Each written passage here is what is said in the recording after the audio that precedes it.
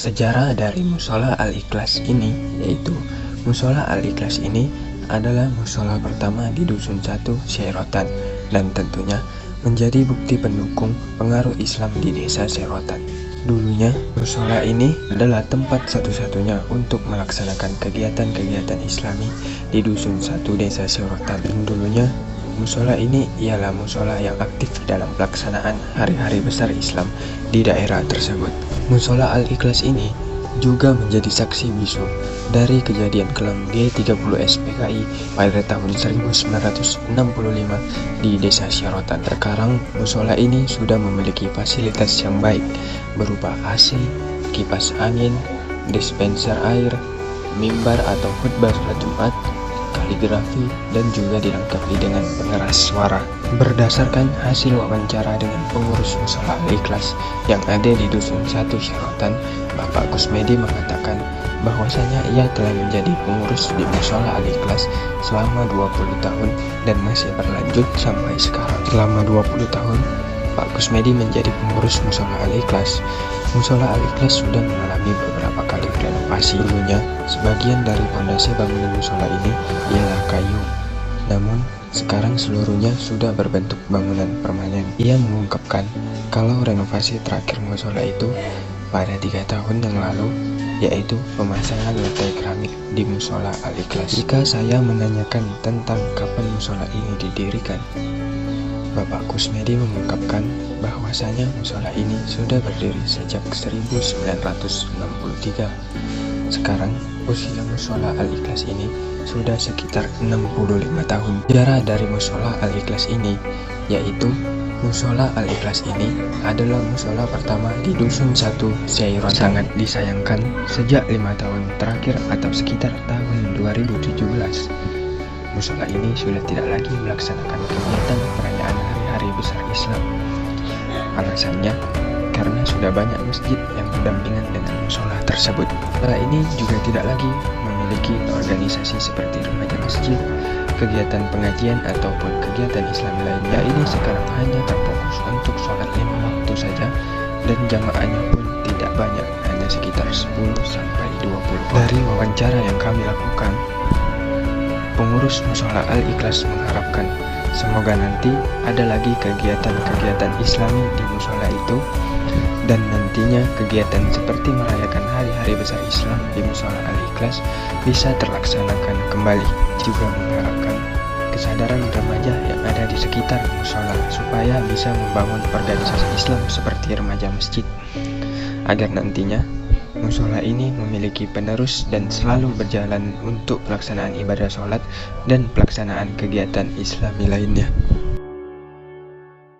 Ada beberapa masjid tua di Sumatera Utara, salah satunya yang menarik adalah Masjid Badi Uzaman. Terletak di Jalan Pam Sunggal, Kecamatan Sunggal, berdampingan dengan instalasi Pam Tirtanadi. Masjid ini didirikan 60 tahun sebelum Indonesia merdeka, yaitu pada tahun 1885. Masjid ini didirikan oleh Raja Sunggal yang sering disebut dengan Raja Serbanyaman, yang bernama Datuk Diraja Badi Uzaman Sri Indra Pahlawan Surbakti, yang merupakan Raja ke-7 dari Kerajaan Sunggal. Dilansir dari Sumut ID Times bahwasanya seorang pengamat sejarah dari UINSU menjelaskan bahwa masjid tersebut didirikan pada masa peperangan Sunggal, yaitu Perang Songgal, yang terjadi pada tanggal 15 Januari 1872 sampai 1895. Pada masa itu Belanda melarang masuknya semen ke wilayah Sunggal, sehingga bangunan yang menggunakan semen terkendala, termasuk masjid ini.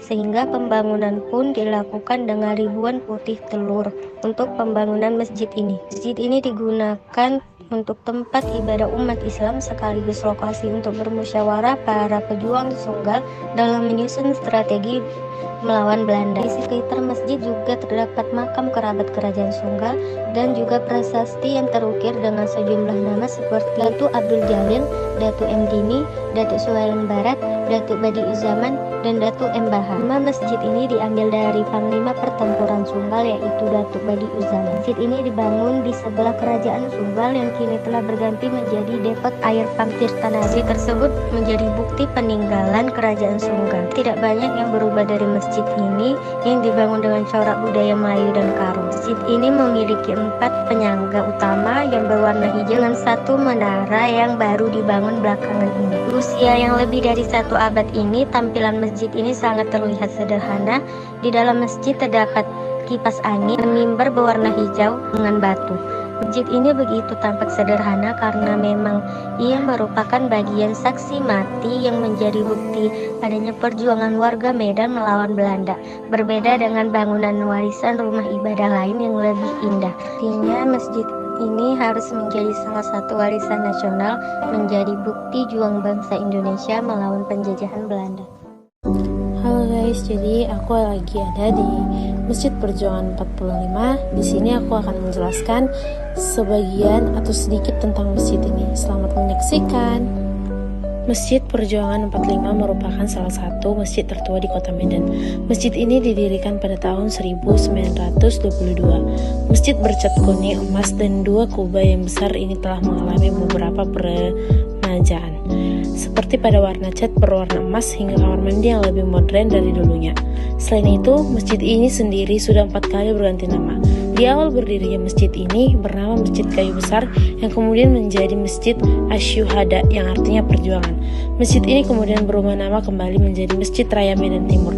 Namun, usai Kecamatan Medan Timur mekar menjadi 2 kecamatan, nama masjid turut berganti menjadi Masjid Perjuangan 45. Masjid ini adalah salah satu saksi mata untuk masyarakat, di mana masjid ini sempat hancur karena dibom oleh Inggris pada tahun 1945. Dulu para pejuang berkumpul di sini karena itulah Inggris pernah membom masjid ini hingga rata dengan tahanan. Pada tahun 1950 didirikanlah kembali masjid ini tersebut dengan nama Asyudah, yaitu perjuangan. Pendiri masjid dilakukan atas swadaya masyarakat atau bantuan dari masyarakat seperti alat-alat bangunan dan tenaganya dari masyarakat tersebut. Lahan dari masjid ini diberikan dari masyarakat seperti alat-alat bangunan dan tenaganya dari masyarakat tersebut. Lahan dari masjid ini diberikan oleh Sultan Delhi pada tahun 6000 Masehi. Di masjid ini juga difasilitasi pemakaman umum. Di masjid ini terdiri dari 40 pengurus yang salah satunya adalah yang kita tahu seperti BKM atau Badan Pengurus Kemakmuran Masjid.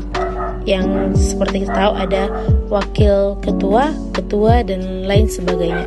Seperti inilah keadaan dalam masjid tersebut yang saya record, dan bisa kita lihat masjid ini sudah sangat modern, sudah sangat cantik dan bagus di dalamnya.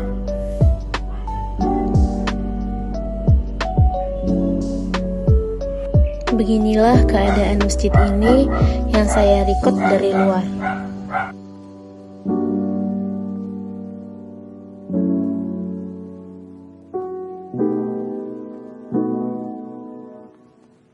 Penjelasan saya tentang Masjid 45, Masjid Perjuangan 45. Sekian dan terima kasih.